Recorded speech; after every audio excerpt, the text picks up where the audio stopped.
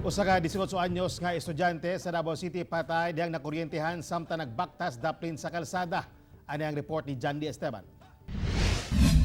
Mag-birthday na unta sunod bulan ang 18 anyos nga senior high student nga si Lawrence Allen Charot. Pero di na niya kini masaulog uban ang pamilya. Human namatay dihang makuryentehan. Pag baktas niya, pagunit niya sa poste diya sa traffic light, nay nakadungog pati ka nang nay gasolinahan diya nakadungog pag ingon niya nga agay niya ng bata ba. Kuryentehan. Oh, nakurintihan na motor ni luhod na. Nasaghiran daw sa biktima ang grounded nga poste sa traffic light sa Panakan National Highway. Rason nga nakuryentehan kini. Nasayran nga nagtiniil sab ang biktima kay gisigurong di mabasa ang sapatos kay walay laing masuot pagkaugma.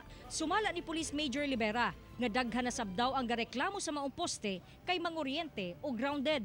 Pag naka-flash tong poste, nagkakuryente siya. Ang plangka pag gina-off. That is why he reported the incident to the contractor of the traffic light. Pero wala pa'y aksyon. Ang pamilya sa biktima di gayud madawat ang gidangatan niini. Nahiubos sab ang pamilya kay gawas sa ilang silingan, wala gayon ni tabang kang Lawrence. Siyempre mga ano to sa chances sa mga basig nabuhi pa akong manghud kung naaman lang nagmalasakit nga kabalo sila nga nay nahitabo na didto nanay na kuryentehan walay maskin isa nga nangayog tabang nga doon ra man ta kay nang 911 dira o Iyang sling sa iyang bag. So kini ato pitigulitan.